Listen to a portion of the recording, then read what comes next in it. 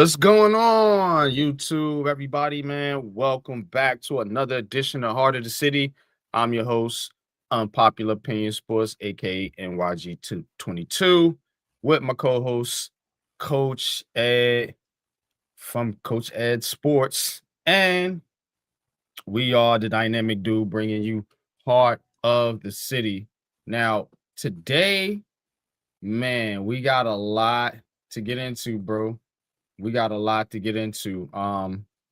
There is some things going on, especially with the baseball, especially with the basketball and football. Football right now, you got the Giants, big win over the Eagles. We're gonna get into that, but it's a lot of trade rumors with the New York Giants. So we're gonna talk about that. We're also gonna get into the New York Jets, which is the New York mess. Right now, they are a freaking mess. Over there with Aaron Glenn and Justin Fields. We're gonna talk about that.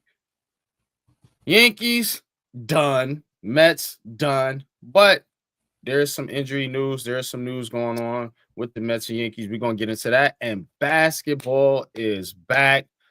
Thank freaking goodness, man. Shout out to basketball. We're gonna talk about the Knicks. We're gonna talk about the Nets.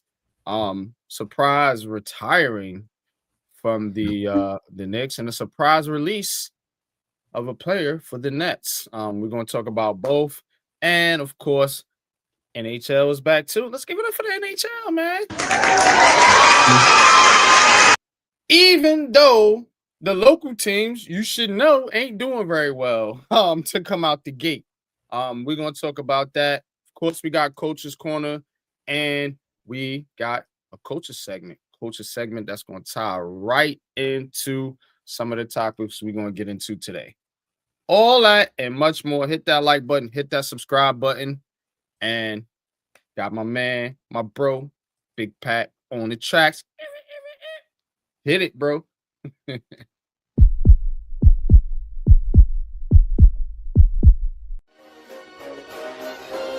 Ricey K, the Raisin Man.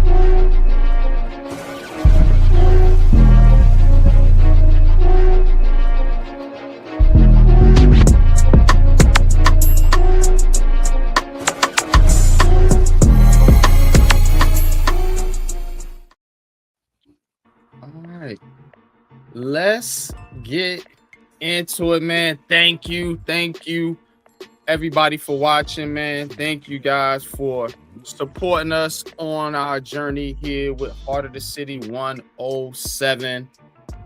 And tonight, I'm just feeling like, sports is at its peak. It's at its high.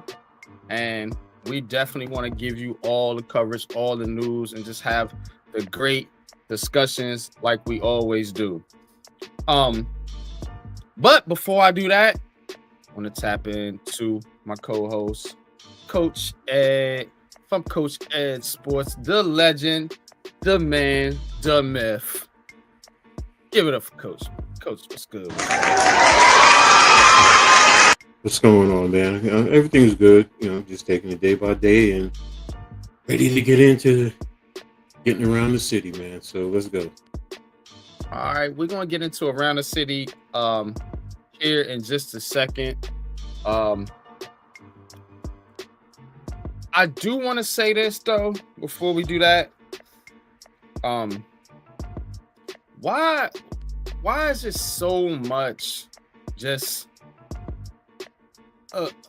overwhelming negativity when it comes to these New York sports teams? I just everything I turn around and look at, it's just even when they winning, it's like there's always something wrong.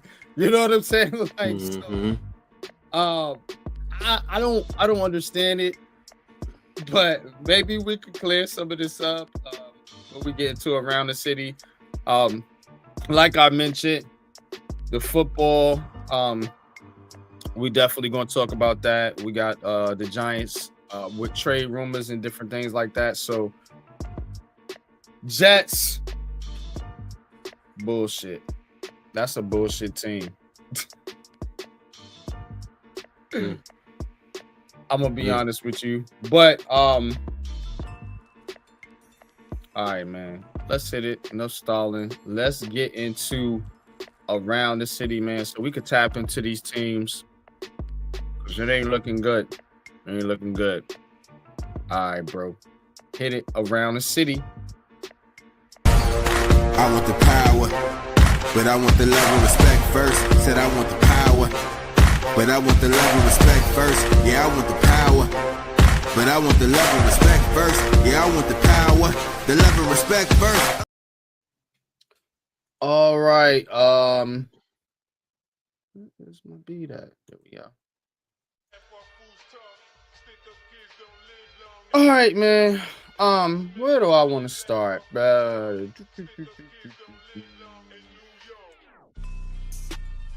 Well, since yeah, let's do this.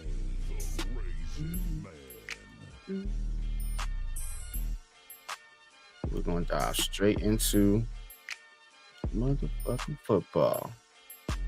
All right, so couple things here. We're gonna start with the New York Giants. We're gonna get this on about the way.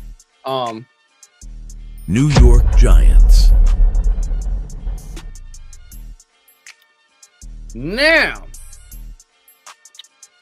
with the Giants, couple things here. First of all,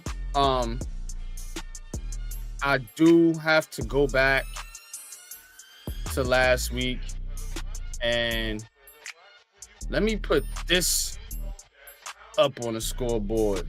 Shout out to Eagles Uncensored. You joined just in time. Congratulations.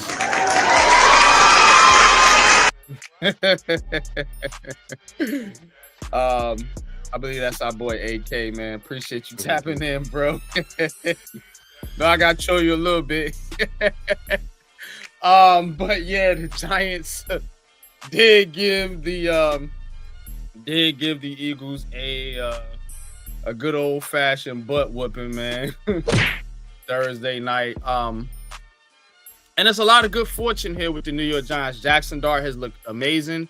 Cam Skattebo is on fire.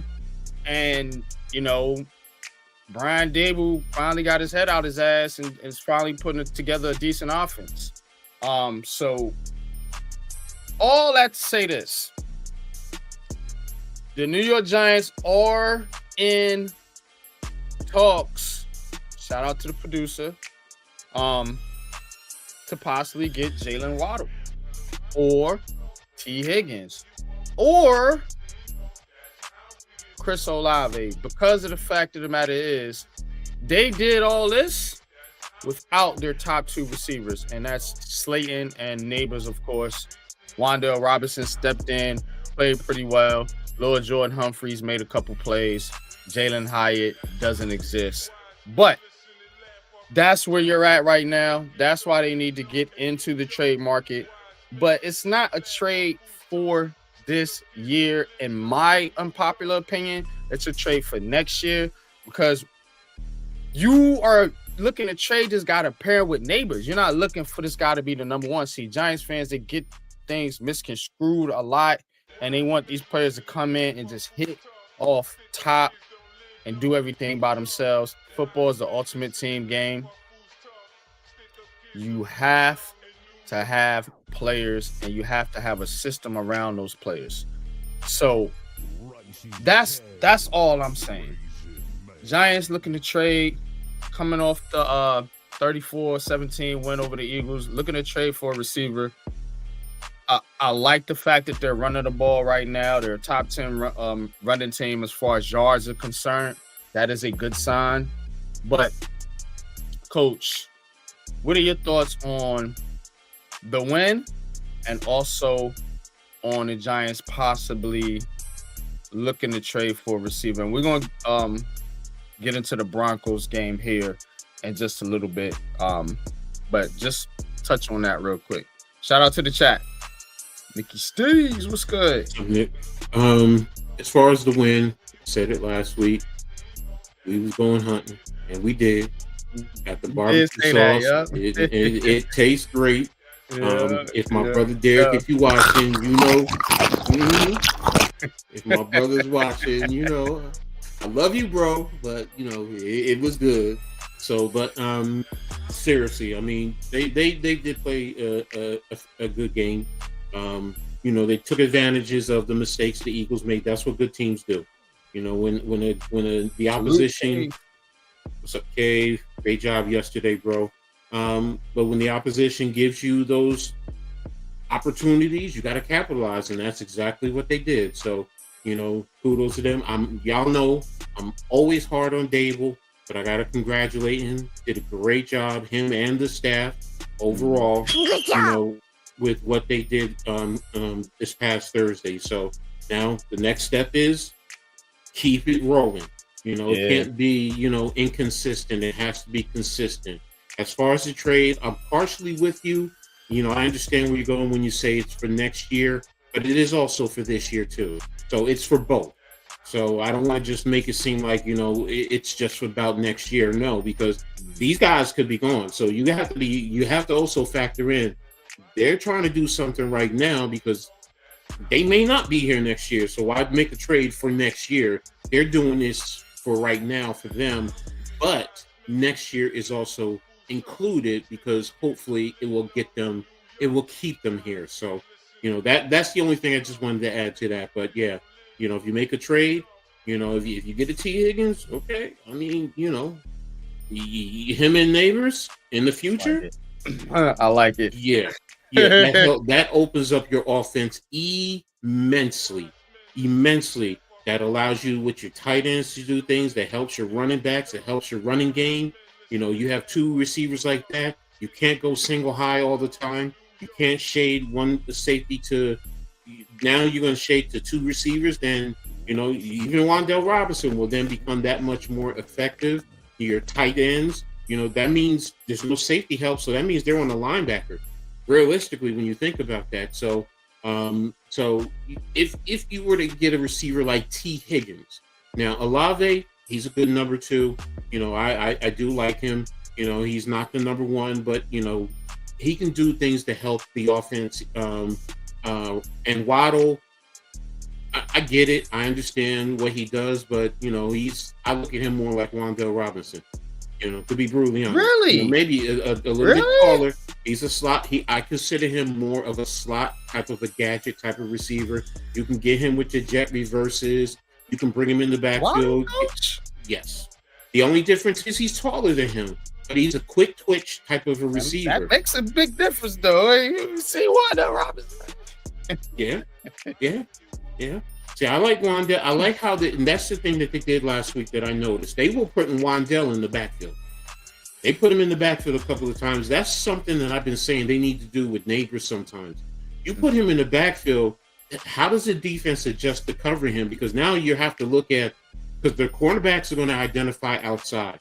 So when you do things like that, now I'm not saying every down or a big package, but if you do it out of a whole game 4 times, just put him out there. And I'm not saying run him, I'm talking about Neighbors. That creates mismatches. That generates creativity.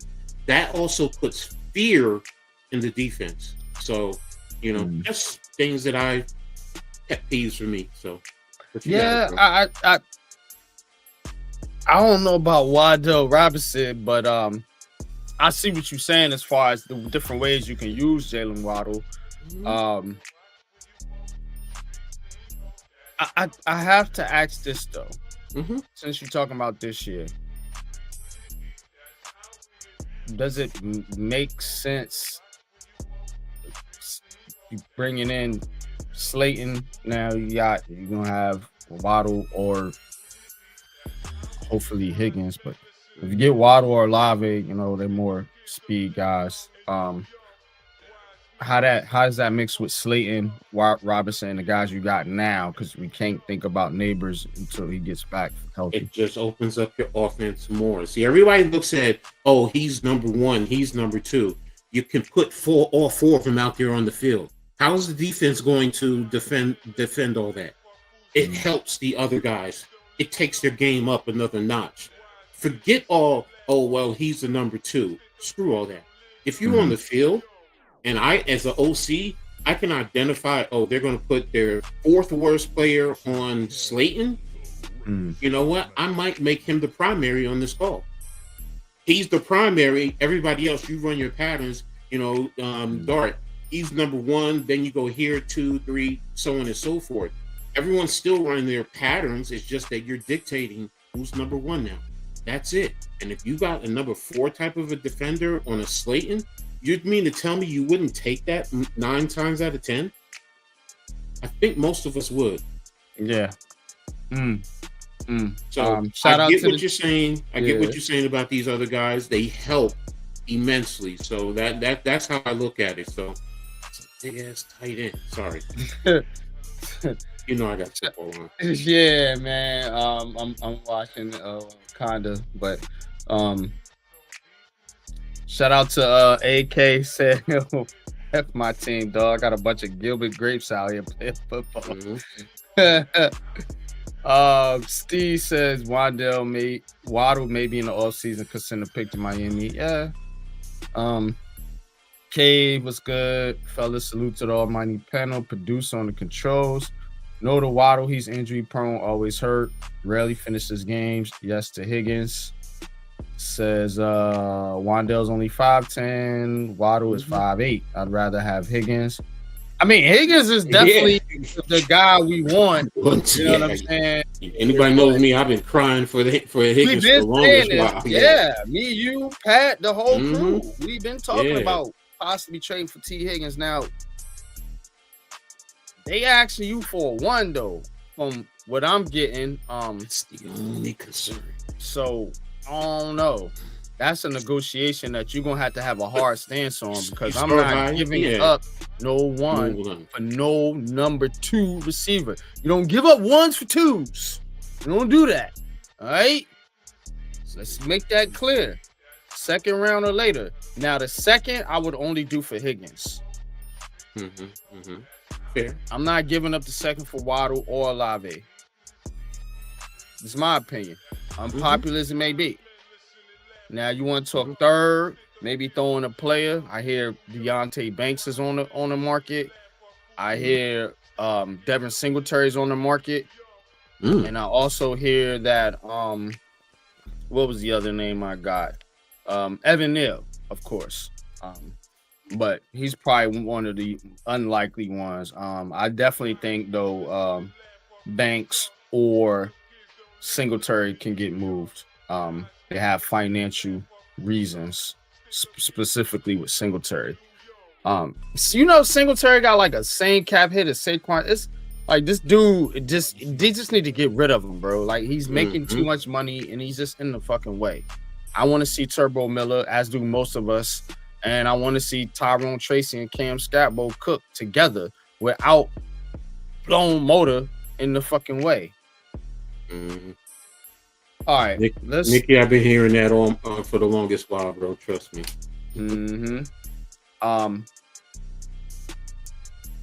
Let's tap into this game coming up Sunday real quick.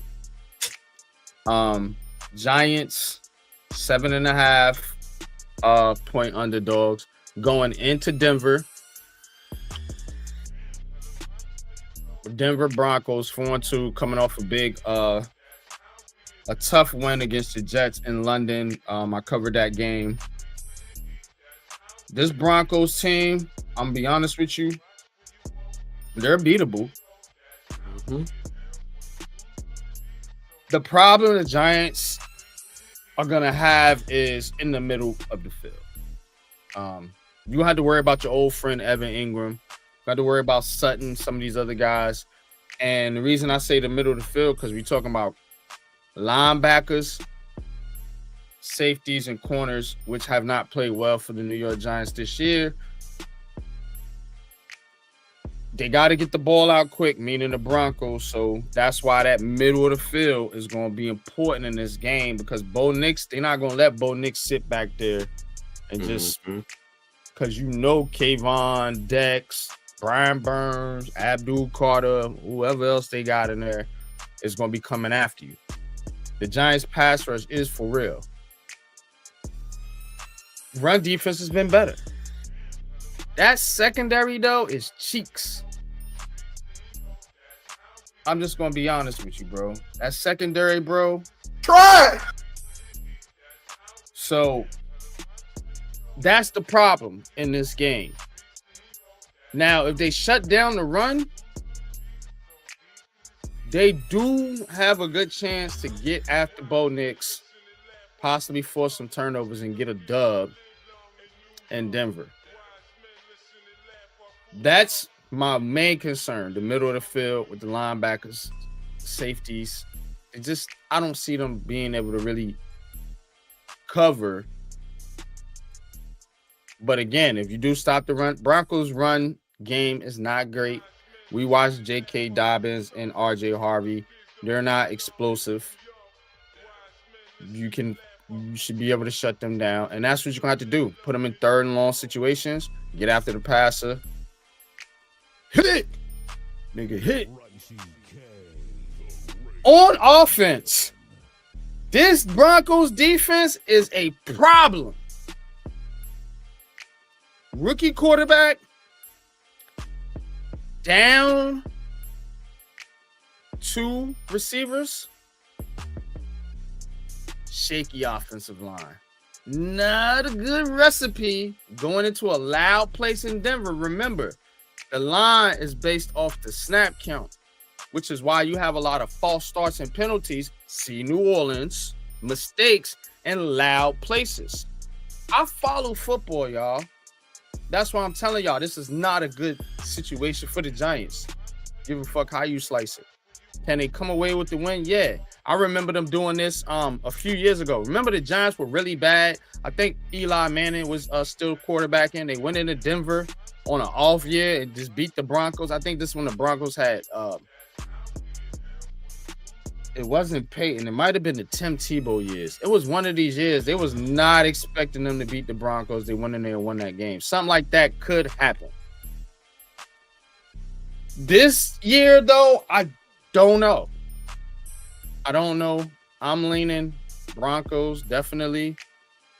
Just because of the things that I said. Mets, shout out to Mets, said 2017 season. Guy has a hell of a memory. Yeah, so 2017 season, what I was referring to when they went in there and beat the Denver Broncos. I don't think they're doing that this year. Denver's they in a fight for the division, y'all. Bo Nix has not been great, not like he was last year, but this defense has been a top 3 unit in the league. They lead the league in sacks. Got 30 of them. I don't know. Coach, what's your thoughts? One, I think this game is going to be a lot closer than they're making it out to be. I definitely it might come down to a field goal. Turnovers are going to be key. And for the Giants, the run game. Now, here's some of the benefits for the Giants. Don't forget, the Giants play Thursday, so they have extra time off. And Denver is coming from overseas back home. So there's that big adjustment there. And it's not like they got a bye right after playing that game.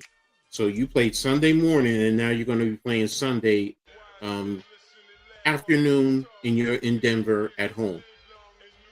disadvantage of the Giants because it is in Denver, and the elevation sometimes can play a factor, which is why the run game for the Giants has to be a big factor. They have to get that run game going. They have to get the run game going. So, and remember, Denver just struggled with the Jets. The Jets. So, I mean, this game is a toss-up. That's why, you know, when you said what 7.5 is the and I'm saying to myself, what am I missing? You know, what did I miss with, you know, just what happened? Now, maybe they're saying the Giants are going to regress after last week. That's why I said earlier the Giants have to be consistent. They can't have a back down. You know, you have to come out and play at a top level the way you just played. If you play defense like you just played, this game really is going to come down very simple: short field, turnovers, and maybe your field goal kickers. Yeah.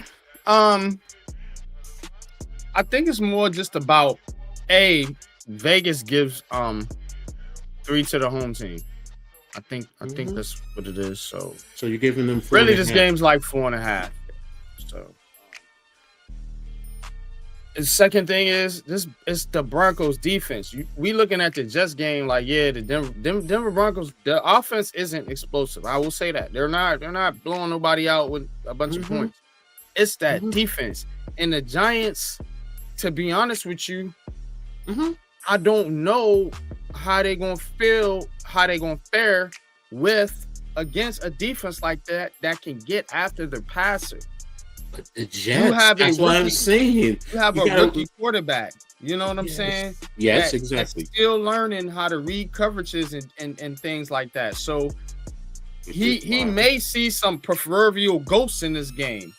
You know, as far as the run game is critical. It ain't there. Oh shit. Boom. That's why I said the run game has to be critical. Now, look, don't forget, they do use him in the run game. So how does Denver, I mean, do I think Denver's going to play true to it? Yes. Are they going to keep an eye on him in, you know, in quarterback reads and in split zone action? Yes, I do think they're going to stay true, and they're not going to always bite going after the running back. But that also could help in the run game, because now he's taking an extra man, in a sense, away from the action initially. And that can give a cutback lane sometimes. Because if you give him the read and then have Dart roll out, that edge rusher or whoever, that outside guy, has to delay and read. And that sometimes that gives him enough room, enough time. You wash it, cut back, there's a nice little alley. And I'm not talking about explosive 20-yard runs. But if I'm getting 4 yards a pop, you give me a 3rd and 2. Now you can do so many different things. RPOs, you can do quick passes. Denver's defense is good. They're very, very good. I respect their defense. But I also am not sitting here saying, oh hell, they're the 85 Bears. They're not the Ravens. They're not to that level as yet. Maybe it's possible they could get there, but not right now. Not today. Not for me. Well, just to give you some numbers real quick, they sacked Fields 9 times, and they gave up 92 rushing yards on 31 carries for 3-point yard average. So if you think you're just gonna go in there and just run on these dudes, not gonna happen. You know what I'm saying? You're gonna have to go to the air. I was saying this in the game. They gotta go to the air. They just biting down on that run. You're not getting anywhere with that. You know, so this is gonna be a Jaxson Dart type game. I'm be honest with you. And them receivers gonna have to step up. I don't know if they could do it, but I don't want to be too long-winded on the Giants. 7.5. I'm gonna say this. I'll take the points. I think the Broncos are gonna win, but I'll take the points with the New York Giants, because I do think it'll be a close game. I'm hoping the Giants will pass, like just getting blown out by some of these good teams, you know, at least keep it close. And I think they could do that this game. Iman Perry, what's good with you, man?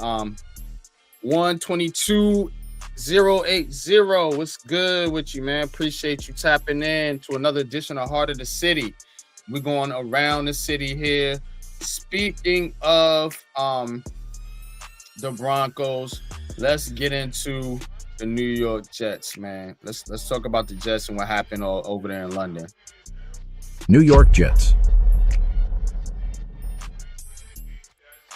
All right, the Jets going down 13-11 with the Broncos. We just been talking about the Broncos. And Coach, I just read you some of the stats. Justin Fields negative 10 yards passing. That's the stat everybody's talking about. Aaron Glenn is under fire. And should he be? Should Aaron Glenn be receiving the heat that he's getting right now? Trade rumors going around Breece Hall. They talking about Justin Fields. It's a mess over there. The Jets, the only winless team in the NFL. Even Tennessee got to win. I feel bad for Aaron Glenn. He was not put in a good situation here. A lot of these coaches aren't. What I don't want the Jets to do is pull the cord too early. Which is a theme in New York and with this franchise. Jets, you didn't give this man a quarterback. He just got to the league as far as a head coach. I mean, Aaron Glenn, first time head coach, what I meant to say. Mm-hmm. They are competing. You can't say they're not competing. They had deficiencies. You don't really got no receivers outside of Garrett Wilson. I mentioned the quarterback. The defense is solid. And I think the run game and the offensive line is solid. It's on the quarterback play. And on the offense. 11 points, man. Come on, man. Come on, man. He needs some help, man. Don't just fire him. I'm going to roast this fucking team if they get rid of Aaron Glenn after 6, 7, 8 games. I'm tired of this shit, man. Let that man coach. Let him put a team together, for God's sakes. You give him shit. I knew Justin Fields is not a good quarterback. People have been trying to tell me for years about Justin Fields when I've been watching the film on this cat. His processing is slow. You're too slow. Now he can run really fast. Here, again. You're too slow. And that's not slow as in being dumb. That's just slow in processing what's going on the field. NFL is a fast game. That's number one. Number two, again, like I said, he just got here. You got to give him time to build his team, get some camaraderie, get the players that he really wants in here.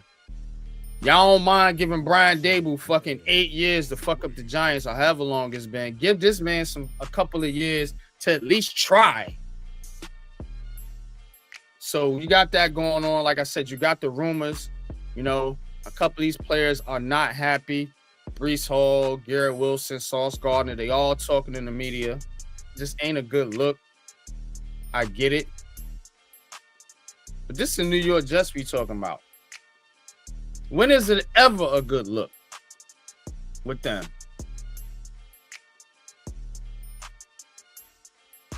Coach, what's your thoughts on this team right now? There's no way in the world he's on the hot seat, in my opinion. He can't be. because if you do that, that's the Jets doing the Jets thing. It's just that simple. And this is one of your own. Right. So you An know, alum. Whatever they so call it, yeah. what did you give him? Now, do I think they had the plan and said, yes, it was going to be a tough year? Yes. Yeah, I did think. Would you have hoped they got a win or two? Yes. But like I just said earlier, look at the game against Denver. It wasn't like they were blown out. You know, it was a defensive battle for both teams. And this is where, now, do they need to be better in the run game? Yes. They've also had some injuries on the offensive line. So, you know, these are little things that are taken away from this offense and what they can do. You know, and you, outside of Wilson, who do you have as a receiving threat? And I can see frustration in his. You can see it. He is frustrated because he normally plays a lot better than what he's been doing. His body language is telling you, man, I'm tired of this BS. You know, so it's going to take time. Now there are some coaching decisions, like right before the half, of what they were doing, and you know, it seems like you were trying to move down the field, and then the next thing you know, you just let the time run out. It's like, what are you doing now? That's on the head coach. But he's a first-time head coach. You're going to make mistakes like that. You know, maybe the situation just got a little bit like he wasn't thinking quick enough. Usually you have a chart that says, in this situation, these are some of the things you're going to do this, do that. You know, or you usually have somebody telling you in your ear, coach, if we get to here, you know, this much time, these are some of the things you can do. You know, and most coaches do have that person. They have the book where they can pull it up and they can look at it, and the coach can make a decision to do it or go in a different way. So, but to let him go after year one, and I'm not saying it hasn't been done. I usually question a team that does that. You brought this coach in for 1 year, and then you're going to get rid of him after that, which is why usually bad teams are like that.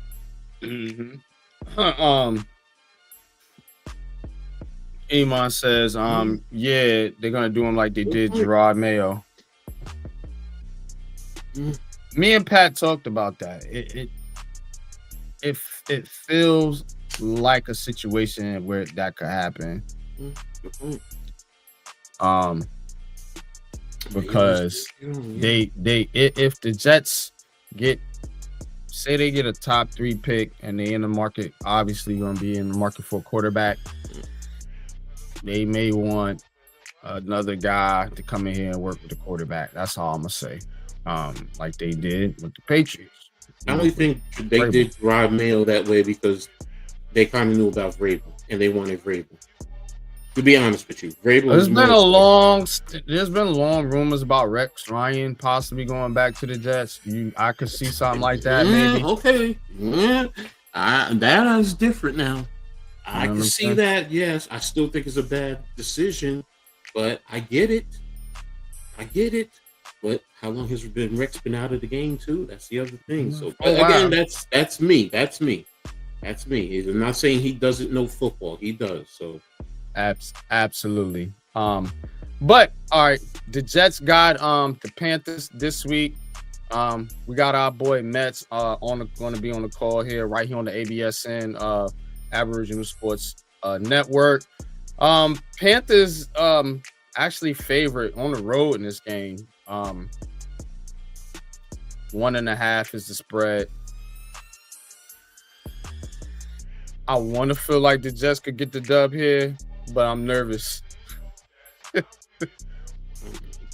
Panthers don't impress me, man. They're inconsistent. They don't. They're a little bit overhyped. Media's all darling on them because they beat the Cowboys, but I seen them get whooped by the motherfucking Patriots. I mean, whooped. So, I think the Jets could get these dudes here, to be honest with you. They gotta get a win. I don't think this is a 0-17 team. No. So you at home. The Panthers are okay. They're not great. I don't see them coming there and just stomping. The Jets have a very good defense. They could stop Bryce Young. You know, you shut down Rico Dwaddle, he went nuts last week. I think like 200 some yards, but if you shut them down, you can win this game. They ain't got no big time receivers over there with the Panthers. I like Tech McMillan, I like Leggett, but they ain't knocking nobody's socks off. So I do like the Jets in this game. I do think they could get a win here. If they go to 0-7, 0-8, 0-9, coach, I don't know, man. I don't know if you're gonna make it. But what's your thoughts on this game in particular, man, before we move on? Like I said, Carolina does not impress me, and they've been inconsistent. And which quarterback are you going to get out of the Panthers with Young? You know, I mean, he can tear it up. Yes, he can, and then he can also crap the bed. So, you know, which team you're going to get? If the Jets see the thing with this team is kind of like with Denver and the Giants. You know, it could be about the short field turnovers. You know, and whoever puts you in that best situation. You know, so and if the Jets can get their run game going, that's the big thing too. You know, if the Jets are running, even if you got Fields in the run game, it changes the whole way you defend them. Even if you have an extra man in the box, usually extra man means you're not focusing on the quarterback because you don't think he's going to run. So, and they just played a team in the Cowboys who don't run the football very well, and they don't have a running quarterback. So this matchup is going to be a little bit different for the Carolina Panthers. Breece Hall, there's been talk in the media about him possibly being traded, which is silly. He tweeted out something. They downplayed it. When I hear things like that, I'm hearing that, hey, we may feature this player this game if he's not happy. I mean, you're going to kind of have to anyway, given the situation with the quarterback. So I think Breece Hall has a big game. I hope he does. He's on my fantasy team. But I think he has a big game this game, and I think the Jets get a dub. They get off the snide here against the Panthers. Don't know if I'd bet the game because the Jets don't. My confidence level is low, but I feel like they'll win. My prediction is they'll get a win. So, there you go, Jets fans. Do your bond. All right. I'm gonna run through the baseball news real quick, because they both are done for this year. Just a couple things here to talk about. So we're gonna get into the Yankees first. New York Yankees. All right. With the Yankees here, article from SI. Anthony Volpe is having surgery to repair a torn labrum on his left shoulder. Expect to return for the 2026 regular season if his recovery goes as planned. Volpe, they're saying it's partial, but what has been partial with Volpe is his play. He hit 19 home runs through 153 games, /212, 272, 391. A good bit lower than his 2024 stats. Volpe tied Boston Red Sox shortstop Trevor Story for the third most errors made in the league in 2025 with 19. That's my problem with Volpe right there. We got hitters, dog. We need you to be able to field the fucking ball. 19 errors, unacceptable for my second baseman.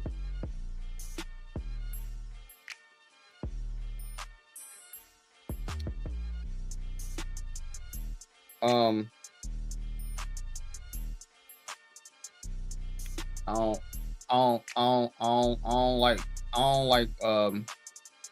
don't like this Anthony Volpe cat. Now he's hurt.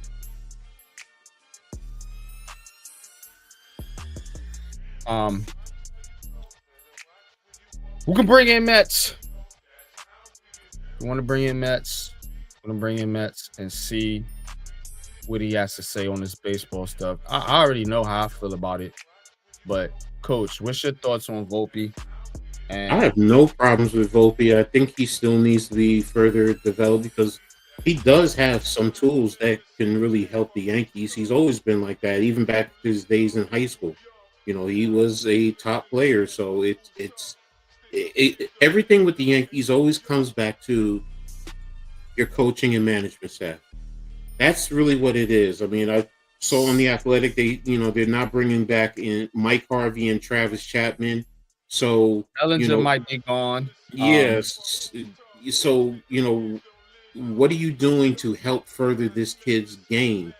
So if he's having these errors, what do you do to work with him to develop his game? Do you just not you give him some time off and then say, oh, right before the season you come in down to 10th and you start working with him? Or do you work with him all year round? Those are some of the things that good coaches, as long as it's within the rules of the game, are able to do. Now you tell me you're bringing back two coaches. Okay, so you're telling me, okay, you're looking to make some changes. All right, what else? Who else in your coaching staff? Because that's where I look at, because the Yankees have talent there. It's this analytics BS that you're heavily using. Right. And then how do you manage this game and how do you develop your players? Because every team, to be brutally honest, in every sport, when you get to the pros, your differential is really not that different. It really isn't. It's about your coaching, because everybody has talent. All these guys have talent. It's where do you put them? How do you define their role? How do you develop them in that role? And how do you give them the confidence to go out there and perform? And to be honest with you, I just don't trust Aaron Boone. I don't. That's me. I don't trust Aaron Boone either. And I don't trust Anthony Volpe with his 19 errors. Field the ball. I ain't worried about the hitting stats because we got Judge, we got Stans, we got Chisholms, we got Grissom's and all kind of other isms and shit like that. So you got guys that go out to hit the ball. But the problem, and I've seen this in a lot of Yankees game, man, they've had a lot of errors this year. The Yankees used to be a solid defensive team. Baseball is more than about hitting. You got to be able to play and field the ball. You got to be able to catch the ball with that glove and throw it accurately. That's my point, because if your team is heavy with the errors, that comes back to the managers, the mistake. It's like in football, your team gets a lot of flags. What are you doing as a coach to help minimize that? Your team is making a lot of errors. What are you doing to help reduce the amount of errors your team is getting? That's on coaching and management. That's why I said that. That's why Volpe does have the tools. He has the skill set. So I do understand what you're saying, the trust, but what are they doing to help facilitate it? Now, if you're telling me it's a mental thing and you've done everything, then get him off the team. If mentally he just can't get it, then you got to move on from him. But the kid has the tools. He does. And they be letting a lot of these dudes kind of like go out the door. You're seeing with Gleyber Torres. Exactly. You're seeing it with I remember my man from before Torres and Miguel Andujar. They let him go. I didn't like either one of those moves. Like you said, develop these players. Thank you. That's my point. And that's where I put it back. But I know you got Mets coming on. So. Shout out to Jack. Jack, our newest member of the ABSN network, man. Salute to you, man. Says Thunder winning on Tuesday. We'll see. We'll see. We're going to get into basketball here in just a second. I am excited for the basketball season, but we got to wrap up this baseball stuff, man. We're going to bring in Mets, our resident baseball analyst. Mets, welcome to the show, brother. How you doing, man?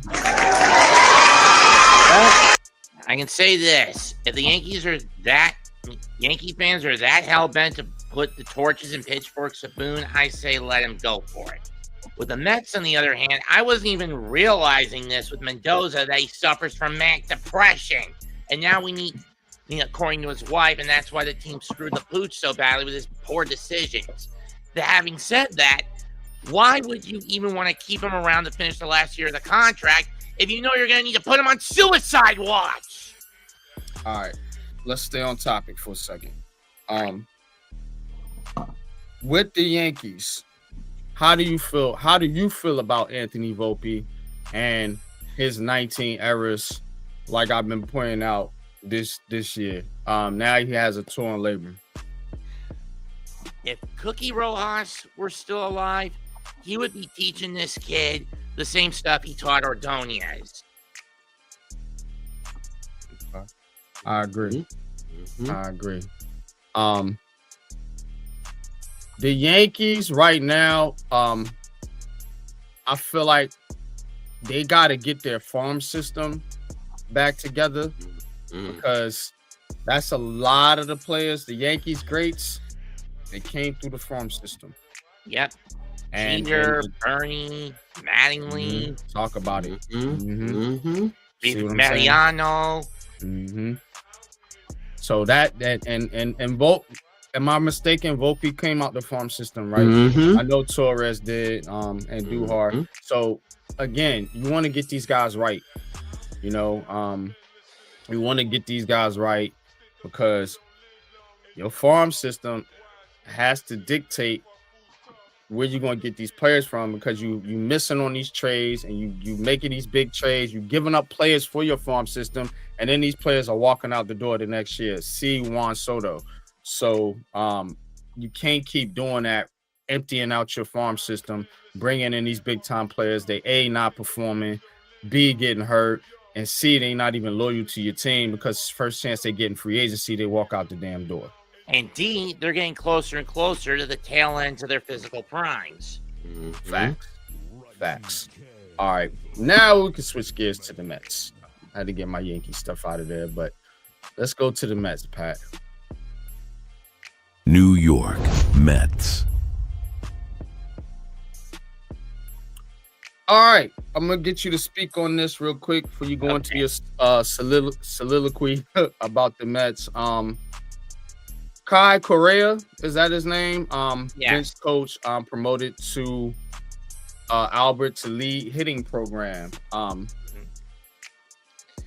This guy's a former player, isn't he? I feel like I heard his name before. No, that's Carlos Correa. Kai Correa, as far as I know, he spent a few years in San Francisco, specifically the early parts of the decade, 20 to 23, including that weird, bizarro 2021 West Division title San Francisco got and screwed the pooch with.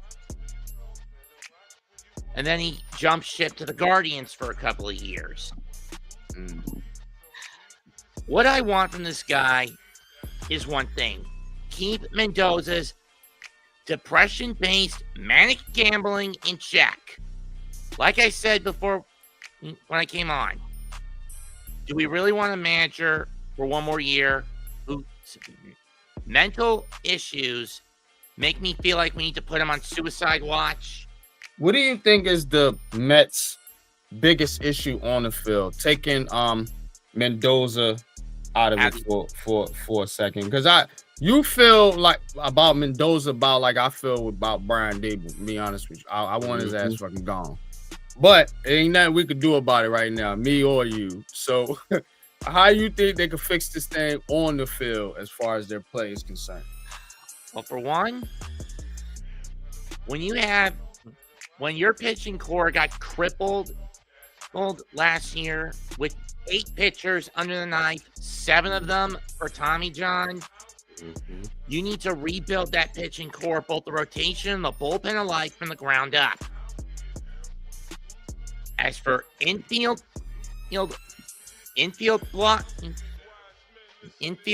clogging, you need to decide which infielders got to go. Is it going to be Mauricio? Is it going to be Vientos? Is it going to be Beatty? Is it going to be McNeil?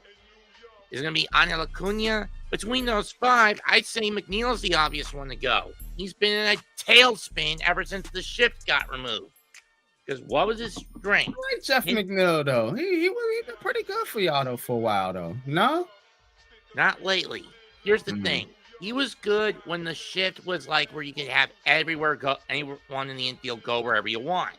Gotcha. With that taken away in 2023, it's been difficult to borderline impossible for him to adapt to find the holes in the shit in the sit. So he having problems in the field on the like as far as fielding is concerned. What you saying? That and in terms of hitting, more so with the bat than with the glove. And with the bat, okay, I got you. By contrast, Brett Beatty really emerged as a quality third and second baseman. I would say keep him once he's fully out, once he's gotten his issue fixed. He ended the year injured. All right. Yeah, man. So we're gonna keep an eye on and then there's the Alonso Mets element. As far as the Yankees. Now I did hear something. A little birdie told me that Pete Alonso might be wanting out. Might be coming to the Yankees. And with the contract, his agent is basically kind of makes sense for us to get one of your guys since you got one of ours. The old eye for an eye mentality, huh? I get I'm that. saying, bro. But having said that, come on over, Alonso. Like Pete Alonso. I want Pete to stay for at least a couple more years because then he'd be able to do the one thing no Met has ever done: hit 300 homers with the ball club. No Met has done that. Okay, that's interesting. No Met has 300 homers. Career-wise, no. Career? Hitting 300 homers with the Mets, no. With the Mets, I see what you're saying. All right, man. Good stuff, Mets. Let them know what you got going on this week. Before we let you go, I know you got the Panthers game, man. I've got a couple of Mega Mets episodes coming up. If it gets to a game 7, I'll be doing that between Toronto and Seattle, and then tail end of next week, and probably most of the week after, I gotta do the entirety of the World Series. Got you.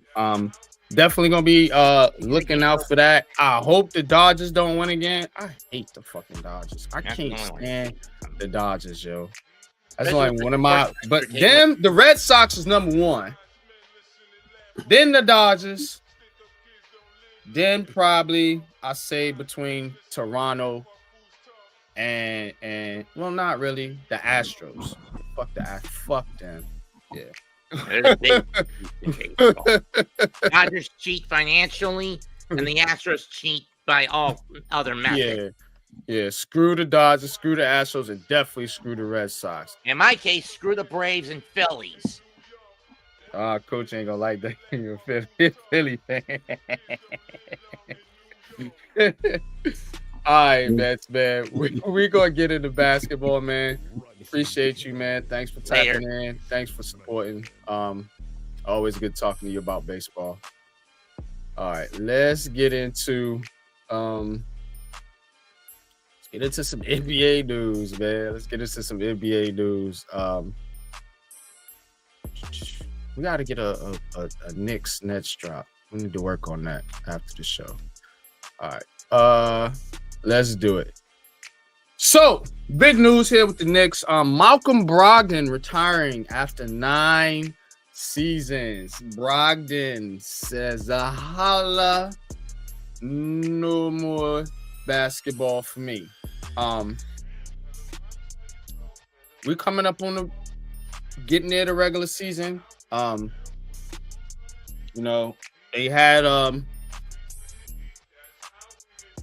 They had reports about Giannis. We talked about that last week. I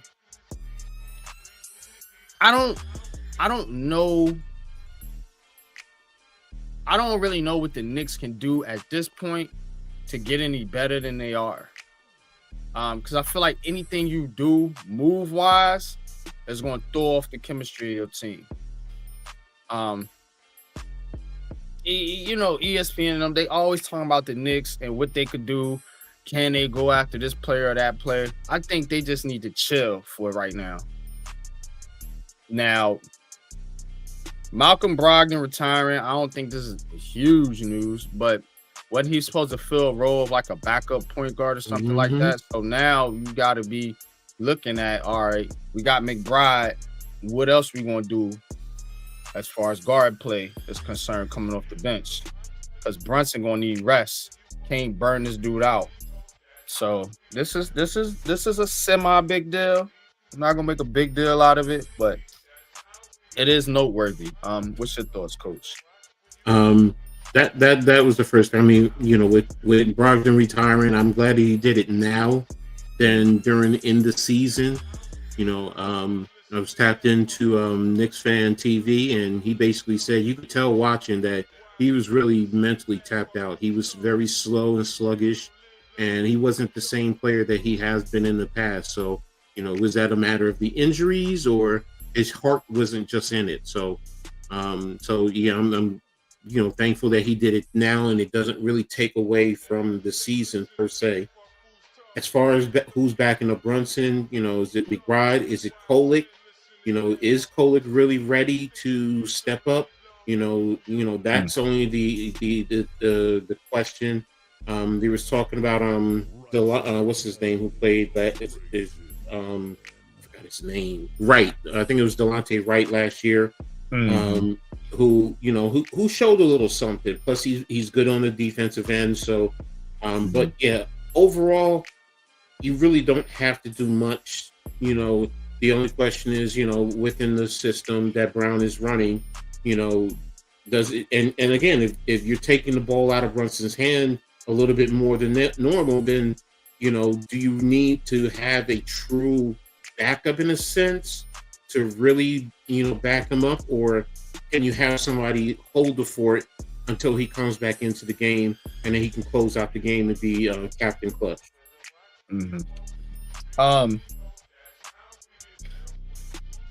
I would want a solid backup for Jalen Brunson, because you always got to account for injuries too. Yes, so, and a guy that plays, that plays at a high level, plays a lot of minutes like that, he's gonna get nicked up. No pun intended, but during the season. That's why Kolek comes into play. Is he ready to step his game up? Because look. Played in the Big East like Brunson, so he's been through the rigors. I think he's also left-handed. Also, he's not as quick as Brunson. Tyler Kolek, right? Is who you referring to. So he's not as quick as Brunson. So, but he has a little bit. So he needs to be a lot more consistent with his three-point shooting.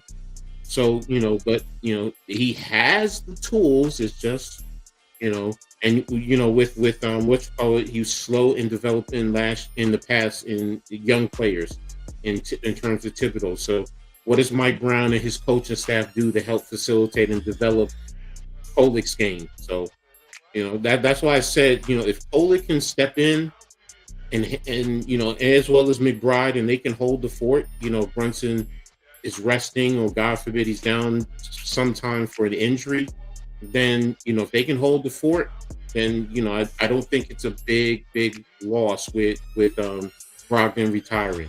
And then, like I said, if you can get Wright to come back in and be that last man on the bench, but he can step in. And last year there were times he played in. He was playing at a very good level. So we'll see. So I got to talk to Cave about that though going forward. Yeah. It says Brogdon averaged 12.7 for 4.1 assists and 3.1 rebounds in a career low 24 games for the Washington Wizards last season. Wasn't on track to make the Knicks' final roster, but had been contemplating retirement and informed team officials Wednesday of his decision. He's only 32. Yeah, Brogdon 32. No, I think he's done. Because I think the Knicks still would own his rights, because with when a player retires, don't they stay with the team? Yeah, the team's rights. Yeah, so it's like the Waller situation with the Giants, where they had to give him a pick for him to come out retirement. So, Mac, man, what's good with you, man? Appreciate you tapping in, brother.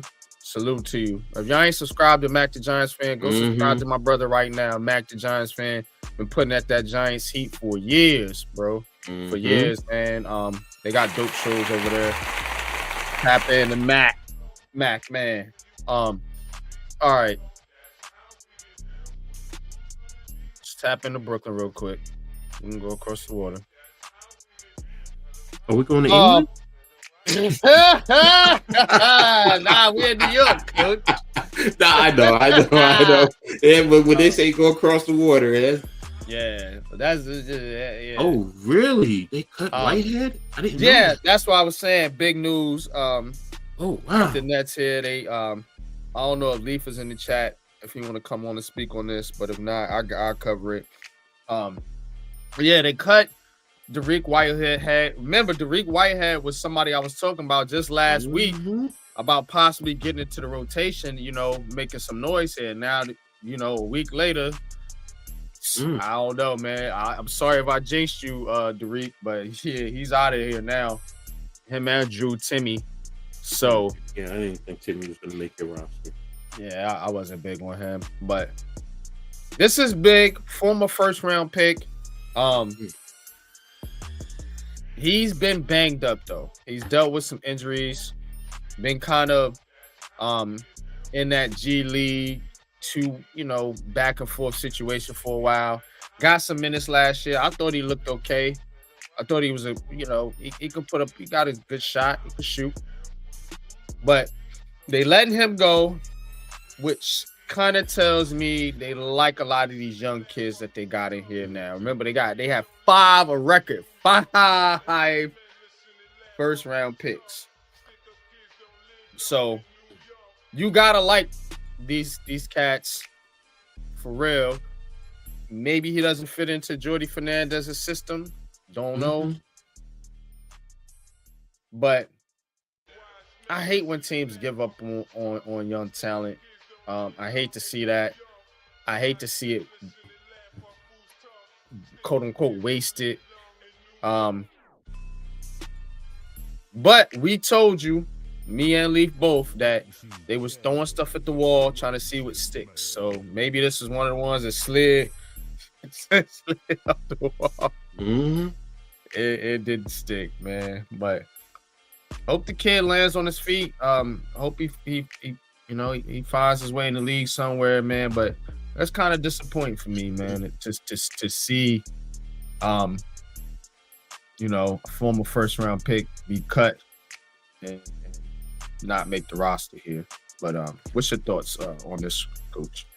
I said, you just showed him. I was surprised with Whitehead. I thought he was probably going to be getting into the rotation too. So, but he probably isn't just, you cut him now, allow him to probably catch on somewhere else. So instead of holding on to him, so wish him the best of luck. Yeah, I think he's from Newark, New Jersey, if I'm not mistaken. Yep. Yeah.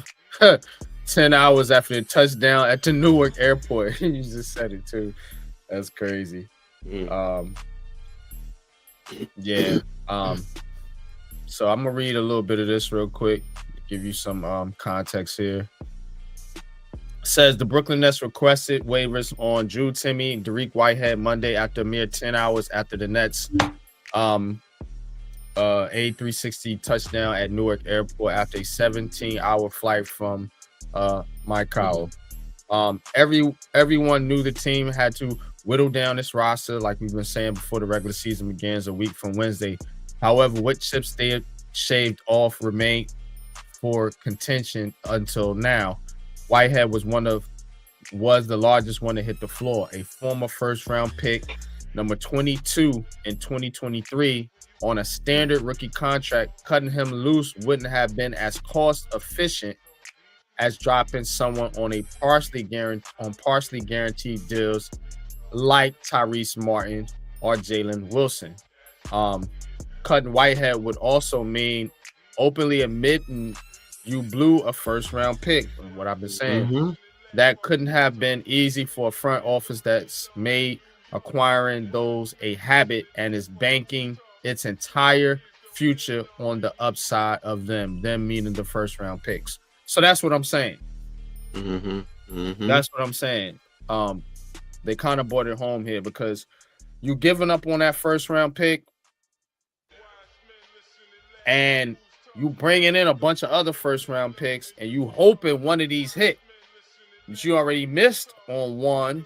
We'll see what Noah Clowney comes out to be. He was a first round pick too, I think, in that same draft, if I'm not mistaken. We'll see. But you already let one go. You bringing in all these other cats. Sean Marks, that general manager I've been talking about.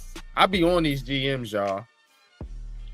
Well, some of them, because they're the ones nobody talks about. They all fall on the head coach, the players, and all this and all that, and all these goofy dudes, these little nerdy computer cats. It'll work if you do this. Not playing, haven't played no football, basketball, nothing. Just sitting in the fucking computer looking at stats and shit. Them the fuckers I'm coming for. Like, you know what I'm saying? These cats out here that's played, that's been in the league, you know, went on to maybe be a coach or something. They know what they doing. They know the game. These goofies making all the major decisions. Come on, man. We'll see how this one turns out. All right. Let's see what I got NHL wise for y'all. I'm just gonna recap some of the scores here from the action in the NHL. Rangers, right now, share this screen. Rangers are 2-3. They got 4 points on the season. But the Rangers have been the first team, I believe, in the hockey era. These New York teams always breaking futility records. It's amazing.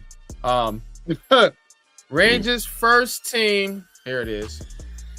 To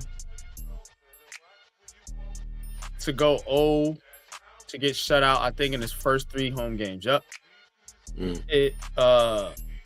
What's becoming an alarming shame? The Rangers haven't scored a goal in 3 home games this season, becoming the only team in NHL history to open this season with that much futility on their home ice. Why don't y'all play well at the crib? Is it because of the media? Is it because it's too many things distracting you?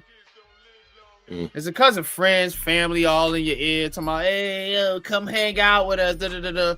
And all these teams do that. New York Giants just started playing well at home. They was ass at home too. Jets been ass at home. The Knicks, I guess, okay. The Nets been ass at home. Like, all these teams don't do well at home. In New York, you should have an advantage.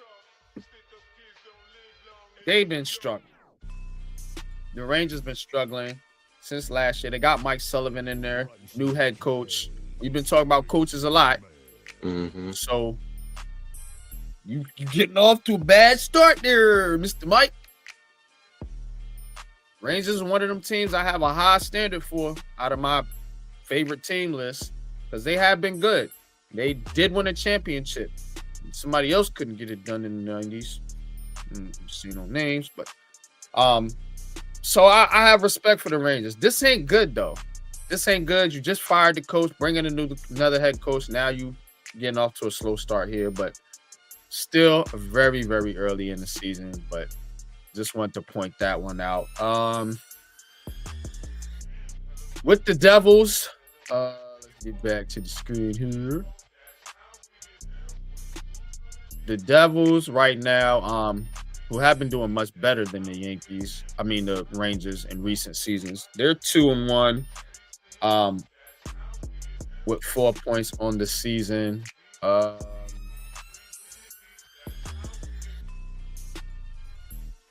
think they got an injury here. Jonathan Kovacevic.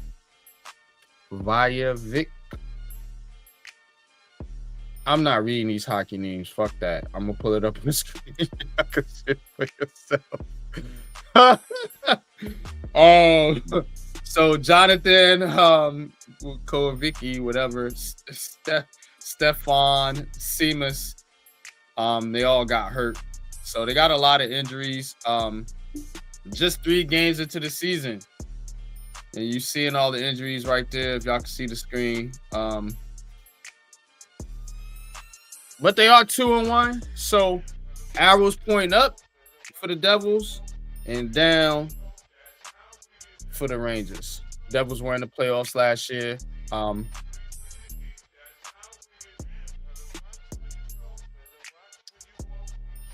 Islanders. You know where they at. Where they always are, the fucking bottom. 0-3. Not getting it done. Let me go back. Shit. Yeah, you see him down there. 0-3. They ain't doing nothing as of note. So not a lot to really talk about here. When there's some breaking hockey news, I will give it to you. Right now, I'm more concerned about this Rangers team and how they look and the fact they just brought in a new head coach and they breaking futility records. You have any thoughts on the hockey, coach, before we get into coaching? Nah, bro. You know me, I'm not, big on hockey. I try to keep it as much attention to it as I can. I really get into hockey in the playoffs. Where the Flyers at? Oh, they're under the Rangers. Okay, no. Because what you call I got to deal with halftime. So. Oh yeah. Okay. Yep. We're gonna talk about it. So. They right there. A point behind, but that Metropolitan Division is tough. The Carolina Panthers, Carolina Hurricanes have been dominant. Devils, of course, you got the Capitals. They hit or miss, but they starting off to a good start. Then you got the Penguins, Rangers, Flyers. I mean, it's a tough division. It's a real tough division. All these teams have won championships in the past. I'm pretty sure. I don't know about Columbus, but I know Carolina, Washington, Devils, Penguins, Flyers, Islanders have all won in the past. All right. That's going to be it for Around the City. Appreciate y'all tapping in with us for that one right there. Let's see. We're going to get into culture. We're going to get into our culture segment now. And we're going to keep the theme, which is sports. But we want to talk about our favorite sports players from your time, your era. This is how we do here. I'm an 80s baby, coach, older than me. So we're going to get into our eras and our players and, who you grew up watching. Who was one of your favorite players or one of your favorite stars in New York City. Top 5 on deck coming right up, man. Let's hit it, Pat.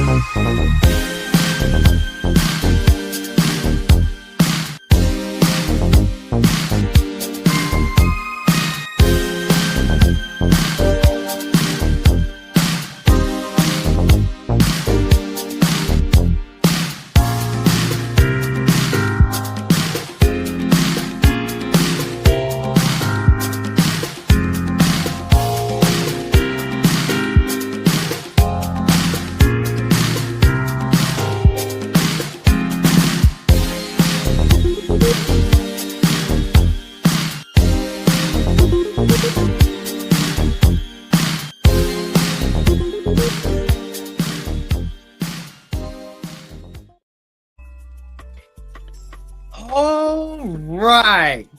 Welcome to another edition of NYC Culture. Yo, we talking about our favorite sports athletes that played for New York, New Jersey, whatever team in the area you root for. Feel free to participate in the chat. I love interaction with these segments. Coach, you want to settle? You want me to settle? I got some slides this time. I got some slides. Go ahead. You got it. You got it. You got it. All right, so I'm gonna get into my top 5 here, man. Starting with number 5, top 5 athletes that played in NYC / New Jersey. Cover the tri-state area over here. Let's get into number 5. Number 5. Brandon Jacobs. Now I was pissed a little bit at Brandon. He was talking some nonsense on fucking social media shit. But that's my dude, bro. Him, Bradshaw, those are my fucking guys, man. You want to talk about Skattebo? I want to talk about Skattebo right now. A 6'5" version of fucking Skattebo, motherfucker. This dude was punishing cats. I wish we could show some highlights. YouTube be bugging, bro. This cat was punishing dudes all over the field. I remember he used to do the Eagles and Cowboys dirty. Oh, man, I used to love it. I used to fucking love it. Just running all over them fucking punks. Brandon Jacobs, yeah, I could have put Bradshaw on there. I use them kind of synonymous. But Jacobs was the lead dog for a while, especially during that 2007 run. He came in a little bit, obviously, past my childhood, but I had to put a running back up there for the New York Giants. I thought about Tiki Barber. I like Tiki. Rodney Hampton was another name I thought about. I'm gonna go down. Brandon Jacobs, man. Brandon Jacobs, to me, was one of the guys I was looking at like, yo, a freak athlete, 6'5", and can run, and is big, dominant, move the chains. Mm-hmm. I'm telling y'all, everybody hyped up about Skattebo. This was him before a guy that was moving the pound. These are the type of running backs I like Derrick Henry's. I don't like the little dancing dudes, man. They nice. They get highlight plays, man. Tough run up the gut. Let's get into number 4, man. Number 4. Y'all know I was gonna put my man from the Nets up there, K.A. Kenny Anderson. The lefty. Coach, you did a piece on him. Excellent, man. I appreciate that, man. Definitely one of my top 5 players in New York that played in New York, man. Legend, man. Hero. Talk about hidden heroes. You might see him on there. Kenny Anderson, man. I mean, again, New York point guards that were legendary. You know, you talk about Mark Jackson, Kenny Anderson, Kenny Smith, some of these, a bunch of these Kennys. Get it? But Kenny Anderson definitely had to be up there. I had to put him in my top 5. He one of the Nets that when I start following it, you know, start liking the Nets, it was because of Kenny Anderson. They had Derek Coleman on those teams too. Jason Williams. You had some players. Rick Mahorn. It was a tough team. Cardinals, 90s team. Kenny Anderson was part of that, leading the charge. Yeah, man. Handles off the chain, passing off the chain. One of the top assist players, I think, in Nets history. I know Jason Kidd obviously up there too, but Kenny Anderson, man. Shout out to KA. All right, let's get into number 3. Number 3. The closer, Mo Rivera. Yeah, man. Mariano Rivera definitely has to be on this list. Are you kidding me, man? Are you kidding me? The best closer of all time. When you refer to a closer in any sport, you talk about Rivera. Tell me I'm fucking lying. Well, he's the Mo Rivera. You need a Mo Rivera type performance. Mow him down. Closing. This is the guy. Hall of Fame. I think he's one of only like a few Hall of Fame closers to get in.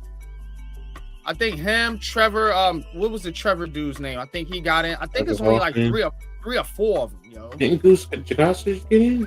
Did he get in? No, I know Hoffman and Rivera got in though. Yeah. But yo, this was that dude.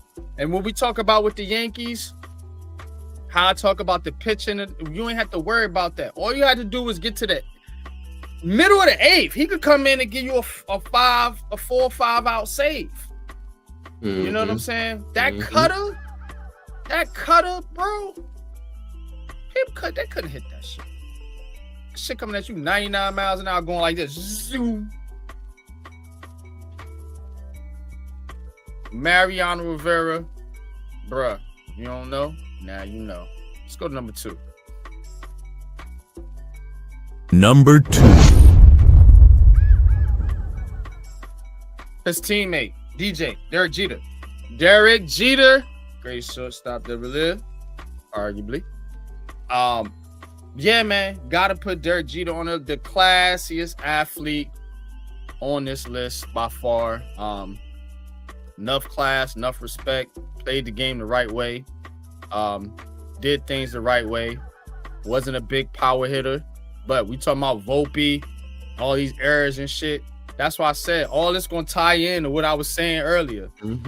He wasn't doing that shit. Derek Jeter wasn't doing that shit, man. Contact hitter, could play the field, you know, the cap of how many they win? 1, 2, 4, 5. They won 5. Okay, 5 championships. There they are. 4, 5. So gotta put Derek Jeter on the list. I used to try to throw a ball like you know, I was like a little kid, try to be like a little Jeter type of dude. So, yeah, you know, you mock some of these players as when you were a kid, you know. Hence the list. You know what I'm saying? Derek Jeter though, had to put Jeter on the list.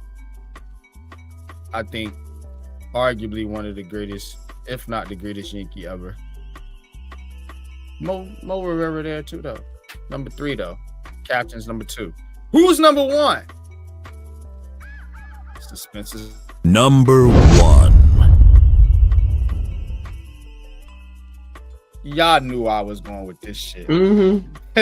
This one was obvious. If you've been paying attention to my list, you think I wasn't going to put Lawrence Taylor on the fucking list? The greatest defensive player of all time, the greatest Giant of all time, changed football. He changed fucking football. Was a dog, didn't give a shit. My kind of fucking guy. Go out there and play. I'm gonna say what I want, do what the fuck I want. You know what? You can't stop me. You can't stop me. Lawrence Taylor, man. He had his issues off the field, but on the field, wasn't nobody fucking with him. To this day. You talking about Abdul Carter, Michael Potts? Get the fuck out of here. No. It's LT. Ask any Giant, ask any NFL player. who the best defensive player of all time is. And if they don't say LT, they fucking a bald-faced liar, full of shit, or they don't know nothing about football and never watched the game. It's LT, man. Lawrence Taylor. The GOAT. I don't like the word GOAT. My number one all-time athlete in NYC history. Like it, love it, critique it, hate it, throw it in the trash, put it on your wall, do what you want with it. It's my motherfucking list. What's your thoughts, Coach? Yo, great list, man. I mean, you can't go wrong with any of them, man. Seriously. I mean, it's a phenomenal list. So, you know, I have great respect for every player that you picked on there. You know, I mean, LT, there's nothing that I can say that to add. I mean, really, the tops. I mean, DJ, Derek Jeter, the captain, you know, class personified on and off the field, man. Seriously. You know, Mariano Rivera. I mean, come on, man. Come on. You just knew it. You know, Coach Anderson. Yeah, I call him Coach. Coach, yeah. Coach, man. So, and who's you have? Oh, and Jacobs. Oh, come on, man. Come on, man. I can tell you. I will tell you straight up, man.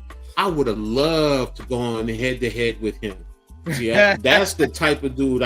You run me over. All right, come on. I'm gonna get right back up, and I guarantee you, I'm gonna put your ass on the ground next. Because that's the type of player that makes you step your game up. Yeah. That's it, man. That's it. All right, that's my list, man. Coach, you got yours, man. I know you're gonna cook with this, bro. Can't wait to see it, bro. All right, so coming in at number 5. Number 5. The enforcer. The man. Oh, man. Charles Oakley with the New York Knicks in those 90s. You didn't mess with Patrick Ewing because you knew who's going to be there to slap you. He's still slapping dudes nowadays in his 60s, and people are shutting up and backing off, man. This man didn't play, and he could play basketball, man. He could play. He had a little J now. People would play off of him, and next thing you know, he's hitting that J. Then he taking charges. And that shot from like right here. Yes, exactly. Yeah, I remember Oakley shot. Yeah, about 15 to 17 is range, and he would hit it. But you know, and then the rebounds, and the defense. I mean, you could even tell MJ had the highest of respect. Yes, they were teammates before, but you could tell he had the highest respect for Charles Oakley. You know, I mean, look, Oakley, even Shaq knew if he got into it, you know, he might win, but he knew he was going to get it. I mean, it didn't matter. Morning, the battles with the Heat back in the day. Come on, man. Come on. Charles Oakley, I mean, he's one that if I could really play basketball, he's it. He's the way I love to play basketball. I look at him like I look at Brandon Jacobs and Brian Shaw. I look at him and Mason like the same. Like they was that glue for that Knicks team. Yeah. Exactly. So R.I.P. Mace too. So there you have it. That's my dog, the Oak Man. Coming in at number 4. Number 4. This is my quarterback. Now, as a kid, my dad's a big Steelers fan. So in the 70s, I knew nothing but the Steelers. I mean, you Bradshaw, Swan, Starworth, I knew him. I knew them all. And as a little kid, I could watch and tell my dad who was going to get the ball on offense until he took me to see the Giants and the Steelers play in the preseason in 1979, Phil Simms' rookie year. And I saw this kid play, and he was tough. He gritty. He represent. I mean, even my dad, who was a Steelers fan, and that's even more the reason why. Because my dad was like, "I like this kid, man." He would have actually 2 Super Bowl wins if he did not injure himself in that second one in 1990. And Hostetler came in. He would have too. And he was on the team though, right? So he did get the ring, right? He got hurt, I think, week 13 or 14, I can't remember. And then Hostetler came in and then finished out the season. So he was there. So he has 2 Super Bowl rings. And that first Super Bowl led with Denver. I think he was 22 or 25 at that time. He was the most prolific in terms of his passing. I mean, you know, and I remember when we were playing up in Minnesota, and I think it was 4th and 15, and we needed, and I think he hit Bobby Johnson on the left sideline to keep the game going. So yeah, and he would talk trash and he would yell at Parcells. He didn't back down from Parcells. So you know he would get at it to him, get after him. So he's my quarterback, and shout out to him for everything that he's doing for high school kids in New Jersey, putting on all-star games and so on and so forth. People say what they want about him as a commentator. This man is all class, man. So that's my number 4. So let's move on to number 3. Number 3. My captain. Oh.